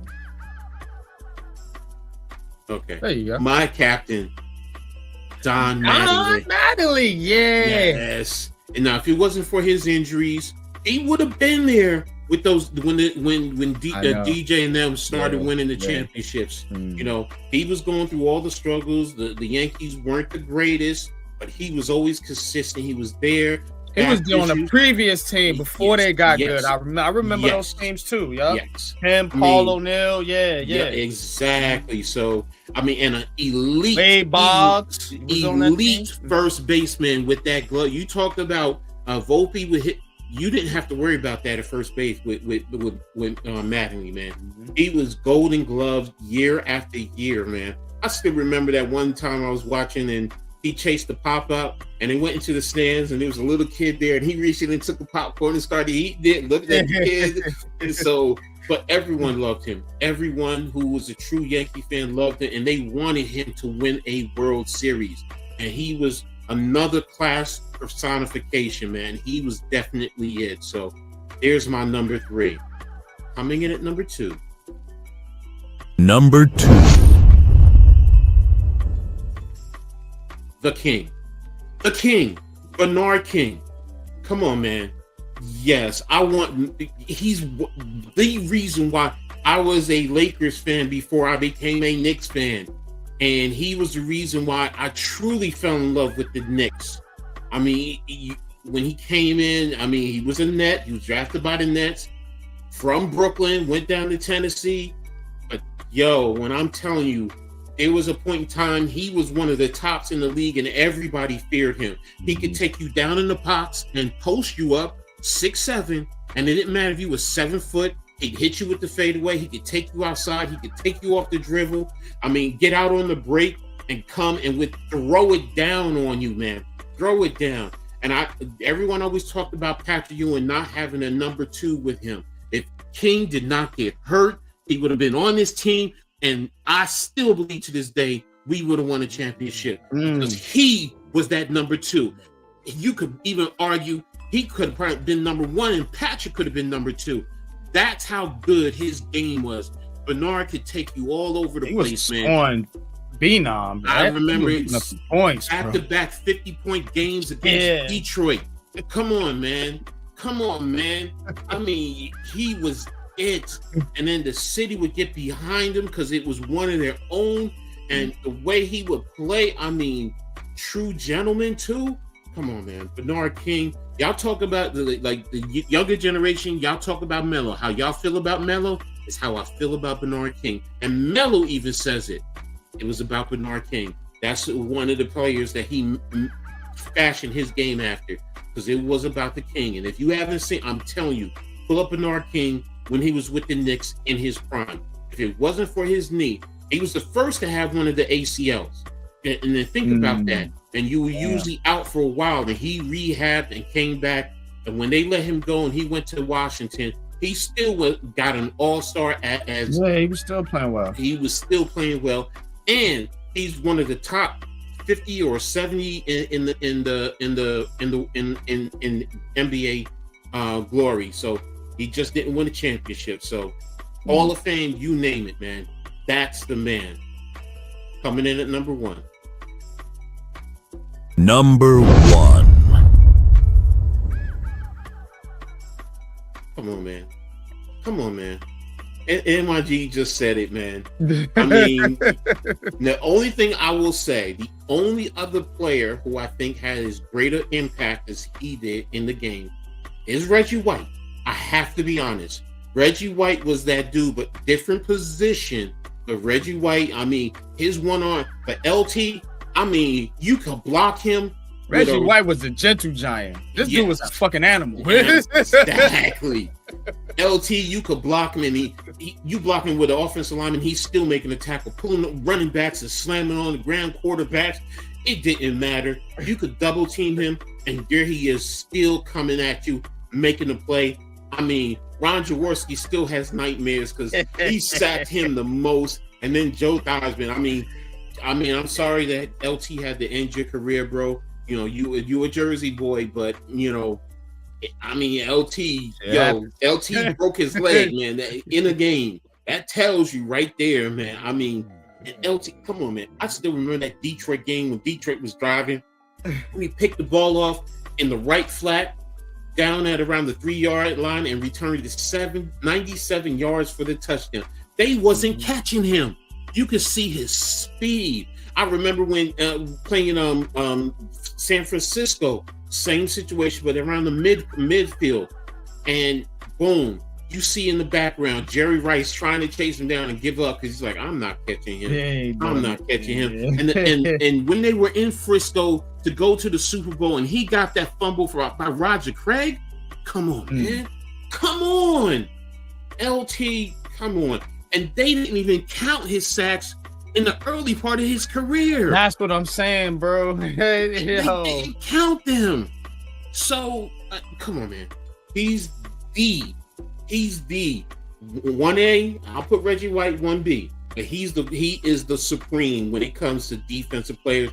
Dare I say, NFL players.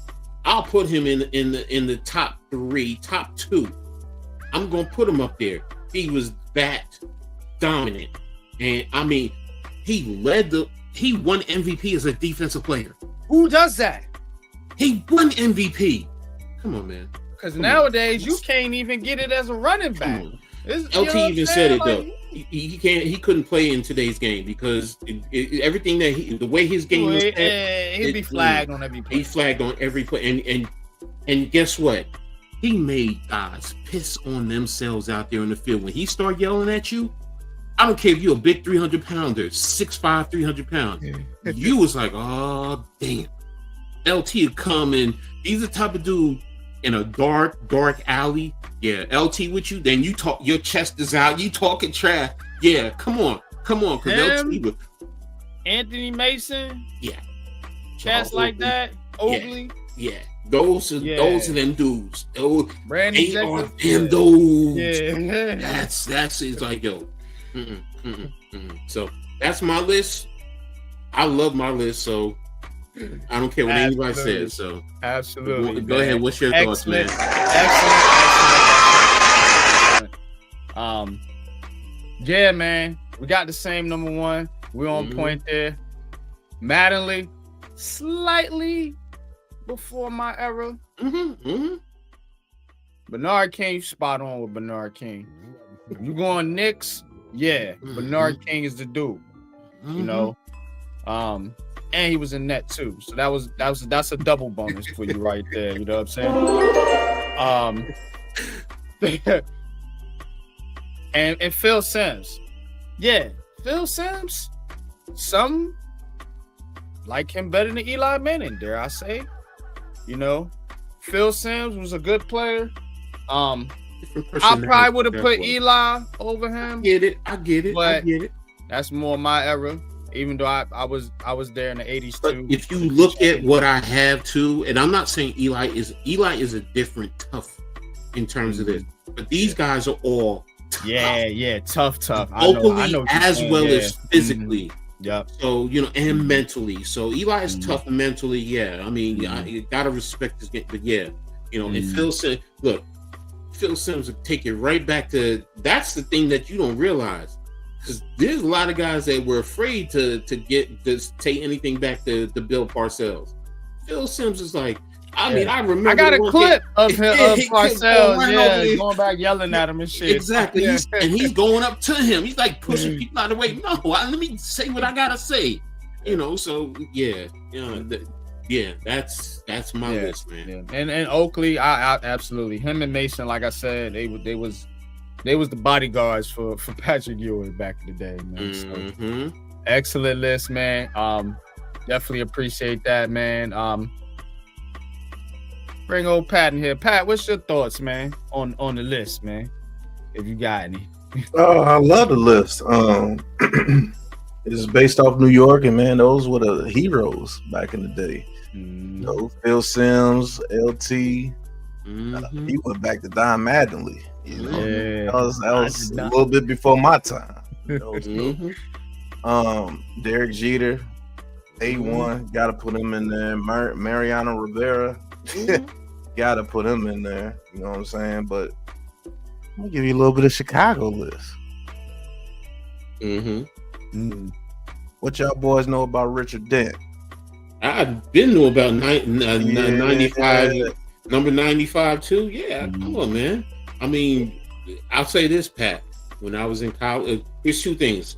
First of all, when I was in college, and they're gearing you up, and they ask you about your face mask, I said the same one that LT wears, and he knew exactly what to get. So, and then the two jersey numbers I had to choose from, 95 and 72, and I went with 72 because they were calling me Freezer. So, so I know about that defense. I know about that defense. Buddy Ryan's defense, that 46 defense. Yeah. Go ahead, man. Finish up. You got to go Jordan and Pippen. Jordan and Pippen was definitely the stuff back then. A lot of people don't know about this guy, and I think he should be a hidden hero, to be honest with you. Cornerback from the Chicago Bears, Darnell Wolford. People don't know about Darnell Wolford when he was out there. See, even coach got to think. Darnell Wolford was dope. He was one of the top corners in the league for a couple of years before he got hurt. But Darnell Wolford was nice. And I'm going to give you a receiver from the Bears, Curtis Conway. Curtis Conway was nice. Definitely remember Curtis Conway. Penn State, yeah. Yep. And then when you go to baseball, you got to say old Sammy Sosa before he went crazy. I would have went Ryan Sandberg over him. I was going Harry Ryan Wood. Sandberg too. Harry Wood. And I always forget this dude's name. He was the one that batted right behind Sammy Sosa, left-handed white dude. I always forget his name. It was Mark Page or something like that. He was dope too for years. And remember the White Sox? They had the Big Hurt. Yep. Frank Thomas. That's one of my. Yes. Yep. The White Sox with Frank Thomas. See, y'all know it's the list. Chicago in the building, man. Y'all know the list. I fuck with Shot, man. Been out there a couple times. Before anybody kills me, because I talked to NYG before, because I know somebody's going, well, why didn't you put anybody from Rutgers? What did I say? I said there were two that I was battling over. Eric Young, if you don't know about Eric Young Sr., he was an All-American baseball player at Rutgers, but also played football. He was a dual sport athlete, and he was good. And then Ray Rice. But then I was just like, I looked at Charles Oakley, and I was just like, I'll give you two from the other college, St. John's, Felipe Lopez and Chris Mullen could have gone up there. Exactly. Felipe was nasty, man. Yeah. He was nasty. So there you go. So, all right. Let's get into Coach's Corner and wrap this one up, man. Let's do it.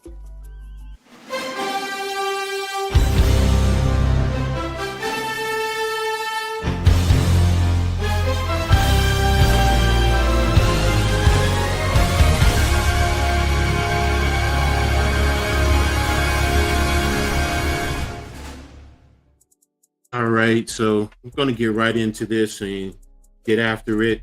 First of all, since there's no Liberty talk, still shout out to the Aces. WNBA season is now over, but congratulations to them on winning the season. I still have to show my respect to the ladies, so I wanted to do that. But now I'm going to get into Syracuse. I'm going to start with them real quick. Syracuse had a bye this week, so there's nothing really to report in terms of a game. They'll be hosting the Pitt Panthers on Saturday. It's a tough test for them.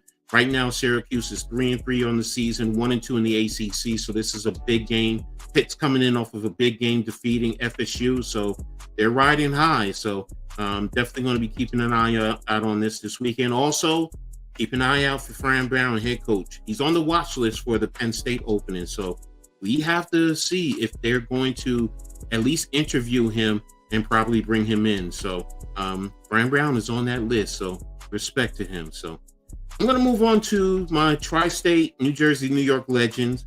And today I'm going to talk about the Jet, Kenny Smith.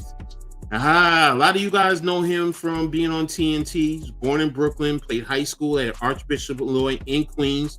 He was a parade All-American in 1983, earned a scholarship to North Carolina, playing down there for the great Dean Smith.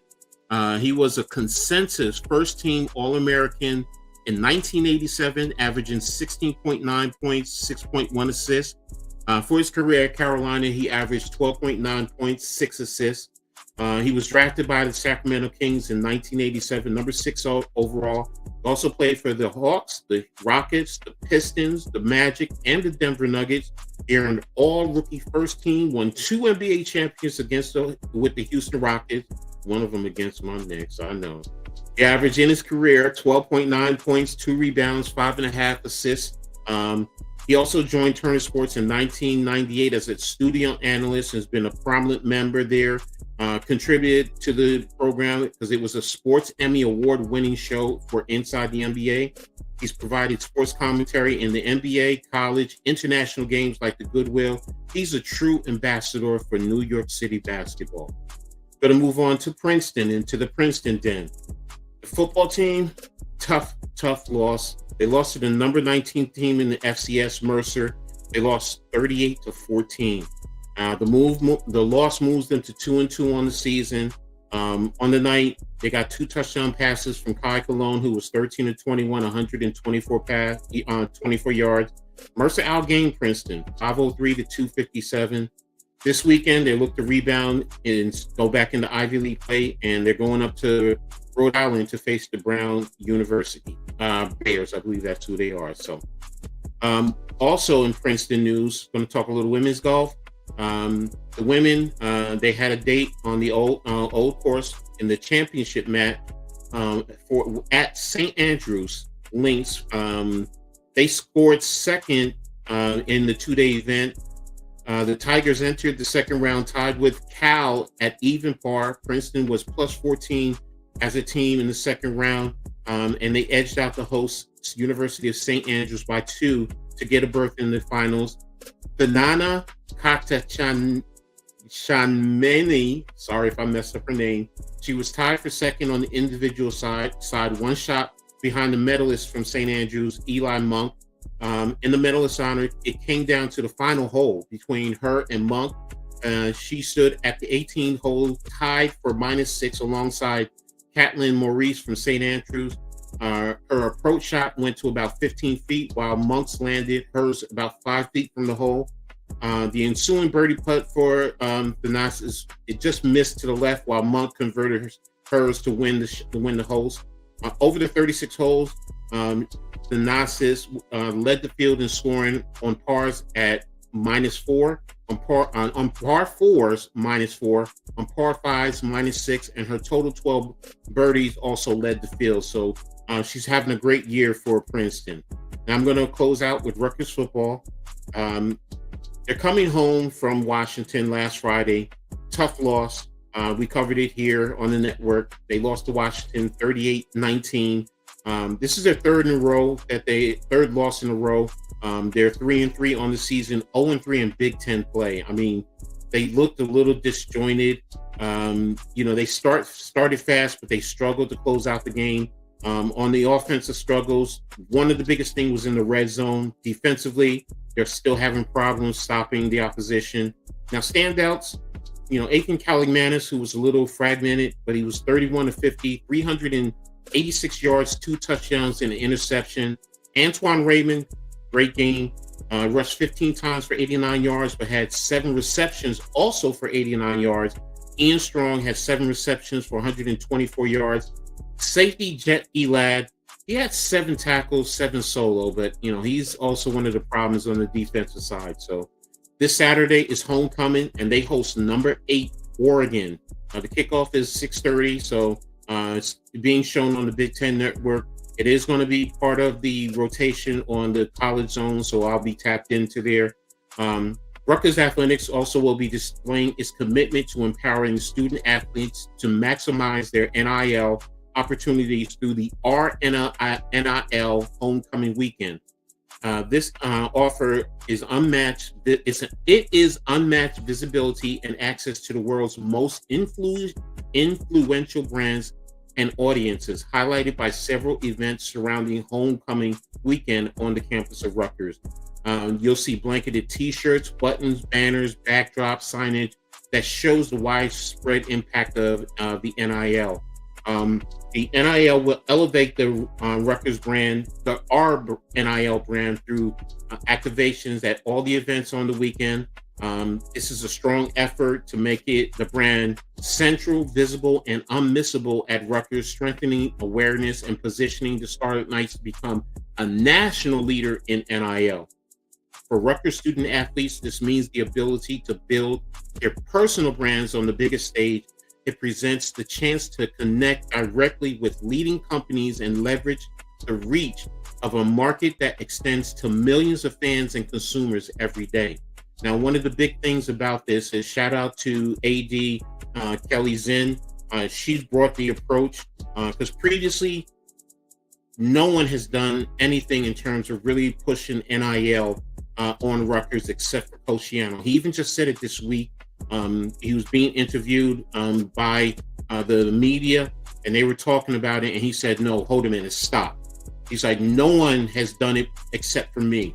He's like, he didn't say that, but I know for a fact the previous administration, the AD, didn't want to touch it because he was so worried about making a mistake, getting sued. They really did not push the initiative. They did not take advantage of where Rutgers is. I mean, in this region, you're between New York and Philadelphia. The businesses that are there, you can bring them in and allow players in all sports to capitalize. And if you want to further expand it, you can go up to Boston and down to Baltimore and DC. The opportunity is there that you can make Rutgers a national brand in terms of NIL. So that's something that, as far as Rutgers fans, true athletic fans, we're happy with. We want to see that. There's people that are ready to contribute. They've even said Kelly Zinn has gone out and she has not received any no's in terms of donations and contributions to the NIL fund. So that's big. That is extremely big for Rutgers. So hopefully Rutgers can grow their brand in the NIL spectrum, and you can get these kids to stay home and come to Jersey and play within the big market in New York and Philadelphia. So there you have it. That's going to close out Coach's Corner. Back to you guys.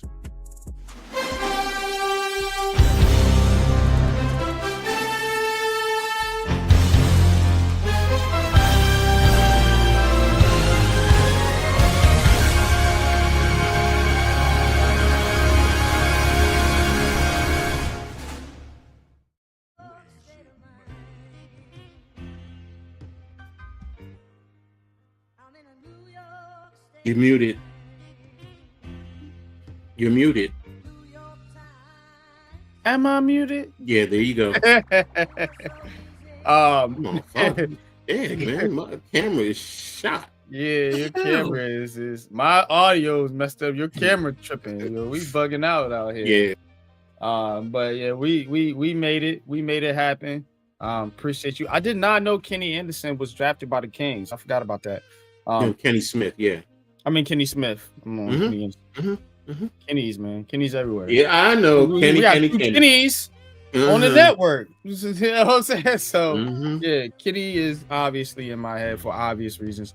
But Yeah, I did not know Kenny Smith was drafted by the Kings. I did not realize that they won the championship in what, 95? 94.